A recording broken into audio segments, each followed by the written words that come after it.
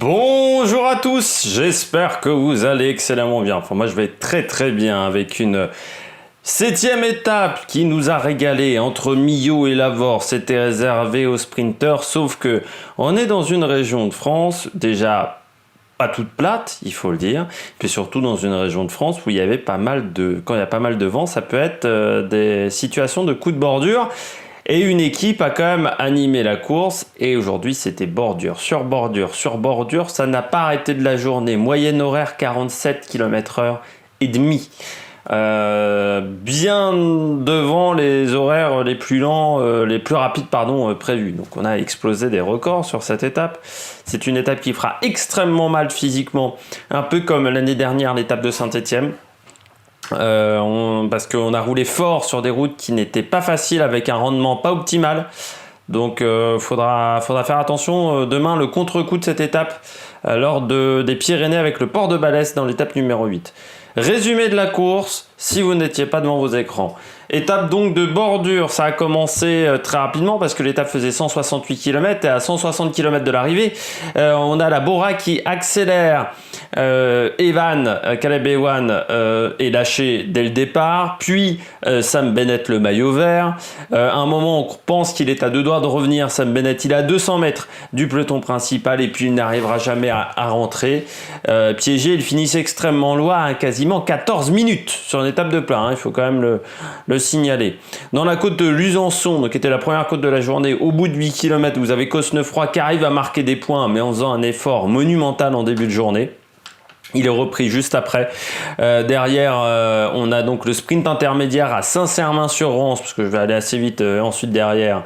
Les groupes étaient assez bien établis. C'est Trentin qui s'impose devant Sagan. Sagan qui va même s'énerver contre Trentin, parce que Trentin n'a pas fait rouler ses équipiers. Il y aura une petite engueulade entre les deux. Et puis derrière on avait le col de Péronnet qui était un col de 13 km mais qui était un long faux plat.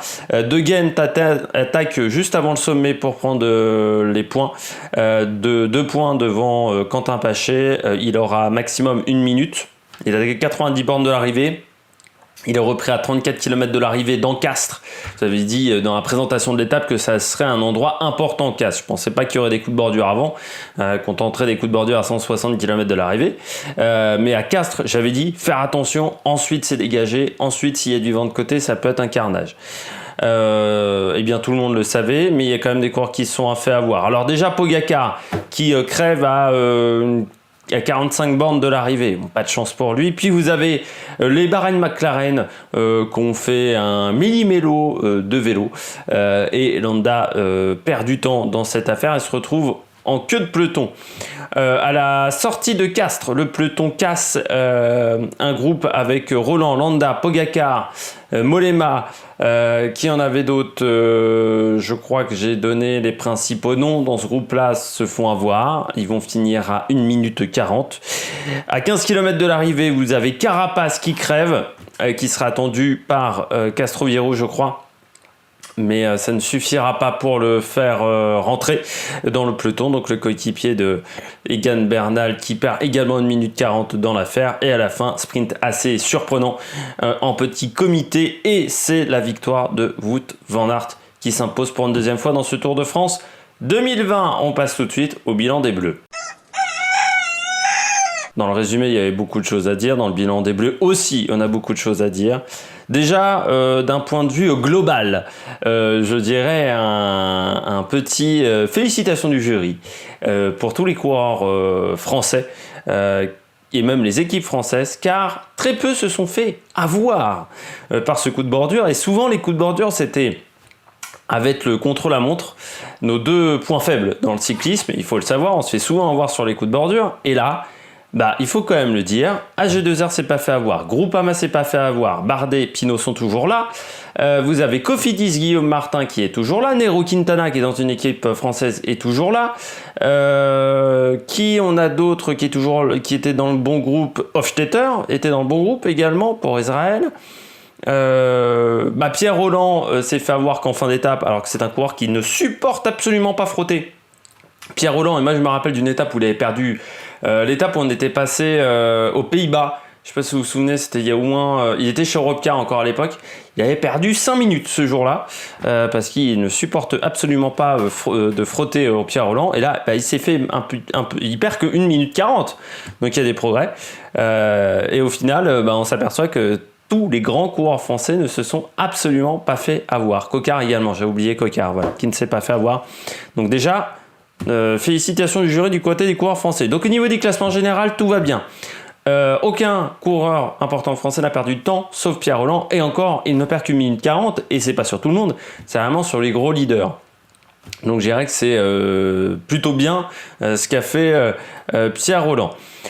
Du côté donc du pouce bleu pour cette journée, c'est Groupama, parce que j'ai trouvé que Groupama était acteur de la course.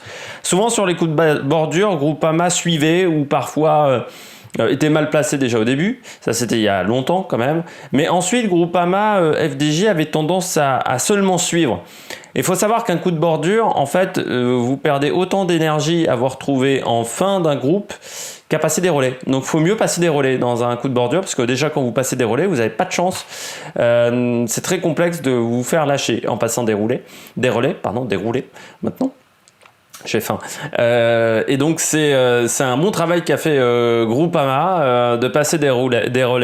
Je pense qu'il y a quand même l'apport de Stephen Kung depuis l'année dernière qui est important. Lui qui a couru à la BMC, qui sait courir dans des équipes extrêmement bien structurées. Et on s'aperçoit que chez Groupama, il a apporté énormément. Parce que la Danius s'est défoncé, William Bonnet aussi, pour laisser Pinot devant. On a même vu Gaudu, Madouas. Donc même les grimpeurs ont fait un énorme travail aujourd'hui. Et donc très très bonne journée pour la Groupama. Du côté de l'étape du jour, je mets en top Christophe Laporte. Pourquoi Christophe Laporte, le coureur de la Cofidis? Parce que son leader Elia Viviani, lui, est au fond du trou depuis le début de ce Tour de France. Je ne sais pas ce qui se passe pour Elia Viviani, qui pourtant avait été recruté avec insistance par Cédric Vasseur en remplacement de Nasser Boigny, mais là on s'aperçoit que sur un Tour de France c'est pas beaucoup mieux qu'un Nasser Boigny d'il y a quelques années quand il n'était pas en confiance. Et Christophe Laporte, ça reste quand même un coureur d'un très bon niveau, qui est capable de s'en sortir sur des sprints en petit comité. On se souvient il y a quelques années où il avait fait deuxième derrière Arnaud Démare, quand Arnaud Démare avait remporté sa première victoire d'étape. Il y avait Laporte qui était deuxième et qui était sur un sprint déjà de troisième semaine, donc avec un peu moins de monde. Et là encore, il nous a montré qu'il sait faire du très bon travail, et c'est en plus du très bon travail pour Christophe Laporte parce qu'il a roulé pour Guillaume Martin. Il a protégé Guillaume Martin pendant une grande partie de la journée, il n'avait pas les coups des franches. Et il s'est placé tout seul, comme un grand, parce que Guillaume Martin ne l'a pas aidé à se placer. Et derrière, Laporte, il fait son sprint et il finit troisième, derrière Boisson-Hagen. Et donc ça, c'est une très très bonne chose de la part de Christophe Laporte, très satisfait du coureur français. Brian Coquard, pareil, très satisfait de Brian Coquard, quand même s'il finit que troisième, on va dire. C'est parce qu'il a réussi déjà à passer les coups de bordure. Et ça, c'était un de ses problèmes. Il faut savoir que Brian Coquard était un tout petit gabarit.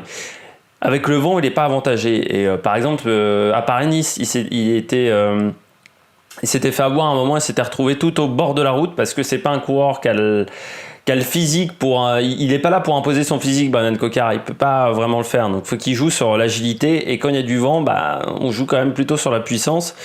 Et donc les grands gabarits s'en sortent toujours mieux que les petits gabarits. C'est pour ça que c'est toujours dur pour les grimpeurs. Et là, Coquard, il a fait une bonne journée. À un moment, il a dit également à ses coureurs, allez rouler. Il n'a pas eu peur de dire à Vital Concept, allez rouler. Donc Pierre Roland, Quentin Paché ont pris des relais. À la fin, il lui manquait un peu de monde. Mais il a été animateur de la course, il a été acteur de la course. Et ça, j'ai aimé qu'une équipe de deuxième division soit acteur de la course, et je trouve qu'ils ont fait un très bon travail. Moi, ma déception, c'est Total Direct Energy, parce qu'il n'y a aucun coureur qui était dans le bon groupe, alors qu'ils ont quand même Lydian Calmejane, donc je pense qu'ils avaient le local de l'étape pour leur donner des indications sur le parcours. C'est une équipe qui est quand même décevante depuis le début du Tour de France, Total Direct Energy, et pourtant qui a 3 millions d'euros de plus de budget que Vital Concept, et regardez comment Vital Concept a agi sur la course, regardez comment Total Direct Energy a agi sur la course, et vous verrez bien qu'il y a un gros problème du côté de Total Direct Energy de ne pas avoir été acteur de la course, et je suis assez déçu par cette équipe. Attaque de Marlou! Du côté des coureurs au top, je commence avec Wout van Aert, j'en ai 2 coureurs au top. Wout van Aert, pourquoi? Parce que il remporte l'étape. Il remporte l'étape magistralement déjà, parce qu'au sprint, il est une jambe devant tout le monde, il est une jambe devant Boisson-Hagen, il est une jambe devant Brian Cocard, devant Laporte, 10 jambes devant Peter Sagan, mais on reviendra sur Sagan plus tard dans cette vidéo. Mais surtout, Wout van Aert, ce que j'ai aimé, c'est qu'il a fait un énorme travail d'équipier, c'est-à-dire remporter cette étape-là quand vous avez été protégé toute la journée, comme Brian Cocard ou comme Peter Sagan, qui a un peu mangé devant quand même, ou comme qui a été pas mal protégé aujourd'hui. Imaginons Thibaut Pinot s'il y avait été une étape de montagne. Tu dis oui, mais bon, il a été protégé toute la journée, c'est facile. Mais lui, il a fait un travail d'équipier, bordel. C'est-à-dire, il gagne l'étape, mais en plus, il a fait son travail d'équipier. Wout van Aert, il a protégé, il a roulé déjà à un moment, il faut le voir, Wout van Aert, mais surtout, à la sortie de Castres, c'est lui qui place Primoz Roglic. Il lui dit, prends ma roue, Primoz, et je vais t'emmener au bon endroit dans le peloton. Il y a une action, vraiment à la sortie de Castres, c'était vraiment dans un petit faux plat à la sortie de Castres, Primoz Roglic, il a fait confiance aveugle à Wout van Aert, et c'est le seul à ce moment-là qui était très bien placé chez Jumbo, parce qu'il y en avait quelques-uns qui étaient un peu fatigués à ce moment-là, ou qui étaient un peu trop loin dans le peloton. Et ça, c'est formidable un coureur comme ça. C'est-à-dire que vous avez un coureur qui est capable de gagner sur beaucoup de terrains différents, et en plus, il ne rechigne pas la tâche en tant qu'équipier. Peter Sagan n'a jamais fait ça pour Maïka, hein, ou même pour Bourman. Donc, c'est là où je me dis, putain, Wout van Aert, c'est quand même un coureur fantastique. C'est pas une star, quoi, tu vois. Et il prend pas le melon. Le gars, c'est pas la vedette, non.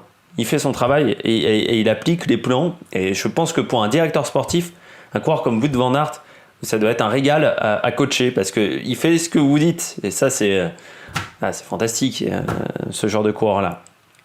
Deuxième coureur au top, c'est Adam Yates. Pourquoi? Parce que Mitchelton Scott, aujourd'hui, n'a pas roulé. Absolument pas roulé, la Mitchelton Scott. C'est-à-dire que Adam Yates, il a suivi les roues pendant toute la journée. C'était pas une journée de tout repos quand même, mais il n'a pas dépensé d'équipier. Adam Yates. Mesgiek n'a pas dû rouler pendant une grande partie de la journée, Julianson non plus, Michael Nieve non plus. Alors ils se sont retrouvés dans des groupes derrière, mais Adam Yates, il a profité du travail de tout le monde. Il a profité du travail de la Jumbo, du travail d'Ineos, du travail de Bora, du travail à un moment de Vital Concept. Donc ça, c'est une bonne journée pour un coureur comme ça. C'est super top. On passe au bonnet d'âne tout de suite, parce que je vois que je suis déjà à 13 minutes de vidéo, donc si je veux éviter qu'elle arrive demain à midi et demi, au lendemain de l'étape à midi et demi, il faut peut-être que j'accélère un petit peu le mouvement. Du côté des flops, on commence avec Peter Sagan. Je pense que ses équipiers doivent avoir envie de lui foutre un coup de boule dans la gueule. Quand on a roulé dès le kilomètre 0, quasiment, qu'on a mis autant d'efforts, qu'on a fait autant de travail, par exemple Danielos, qui pourtant hier était en échappée, qui a eu le dossard de meilleur combatif. Mais quand on passe autant de temps à rouler devant pour éliminer des sprinters, et que votre sprinter est pas foutu de faire un top 10 parce qu'il finit 13e de l'étape sur un sprint où il n'y avait pas tout le monde, il finit, je crois, derrière Alaphilippe, et pourtant Alaphilippe a eu un problème de chaîne, ou je sais pas quoi, il a eu un problème technique. Je peux vous dire que Sagan, quand il va vouloir demander des efforts lors de l'étape de l'île de Ré, l'île de Léron, ou l'étape de Poitiers, ou même l'étape de Bourg-en-Bresse, ses équipiers vont peut-être lui dire fallait que tu gagnes l'étape aujourd'hui, quoi. On va peut-être se détendre un peu. Alors, il reprend des points pour le maillot vert. Il manquerait plus qu'il soit pas en tête du maillot vert ce soir, vu les efforts consentis. Mais bon, Bennett est toujours dans la bagarre. Bennett est toujours là. Et il a repris un peu de points d'avance. Mais c'est pas énorme. C'est pas énorme. Et la bagarre pour le maillot vert, elle est toujours pas finie. Ça, je peux vous le dire. Et pourtant, Bennett, aujourd'hui, il a passé une mauvaise journée. On passe à Sam Bennett tout de suite. Je change mon conducteur au dernier moment. Mais Sam Bennett a passé une très mauvaise journée. C'est quand même un petit peu une faute professionnelle. Quand vous êtes un coureur de la Deceuninck Quick Step, de se faire avoir sur un coup de bordure. Mais il y en a quelques-uns quand même. Mais on voit que le fait d'avoir roulé pour Julien Alaphilippe, ça a un peu coûté d'énergie à cette équipe. Mais Sam Bennett, oui, il n'a pas passé une très très bonne journée.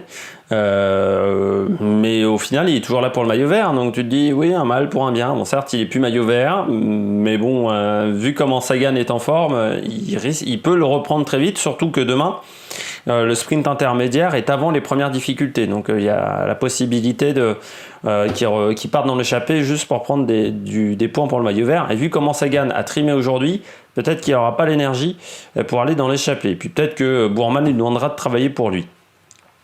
Du côté des flops, c'est tous les leaders de général. Je vais faire assez vite, mais Pogacar, Landa, Porte, Mollema.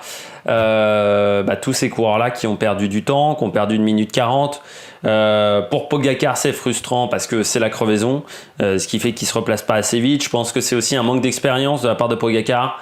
Il a 21 ans, il a que la Vuelta. La Vuelta l'année dernière, je me souviens pas qu'il y avait eu beaucoup de vent sur la Vuelta, beaucoup de coups de bordure. Donc ouais, il s'est fait avoir un peu par inexpérience. C'est pas un coureur qui est habitué à faire Paris-Nice. Je lui conseille de faire Paris-Nice l'année prochaine pour savoir ce que c'est des coups de bordure, ce que ce sont des coups de bordure. Landa, je sais pas ce qu'ils ont brûlé chez Bahrain McLaren Doncaster, mais ils ont perdu tous leurs éléments à ce moment-là. Et puis Porte Mollema, c'est quand même con du côté de la Trek qu'il n'y en a aucun des deux qui a réussi à être devant. Peut-être aussi parce qu'il manquait de main d'œuvre, parce que par exemple Kenny Ellison s'était fait lâcher dans le premier groupe, dans le groupe Calais B1. C'est frustrant du côté de Richie Porte parce qu'il se fait souvent avoir sur les coups de bordure. Alors certes c'est un petit gabarit, mais je pense qu'il serait en capacité de faire beaucoup mieux dans ce genre de situation et c'est un petit peu dommageable.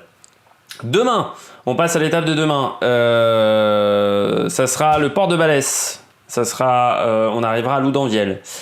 Première étape pyrénéenne, étape assez costaud quand même, le port de Balès. On aura Peressoud également dans cette première étape. On fera le débrief de cette étape demain. On fera la présentation de cette étape de manière plus détaillée également demain. Ça sera à 7h30. Si vous avez aimé cette vidéo, n'hésitez pas à réagir dans les commentaires, n'hésitez pas à vous abonner à la chaîne, n'hésitez pas à mettre un pouce bleu. Et puis nous, on se retrouve pour de nouvelles aventures sur l'Amérique Production. Ciao, ciao!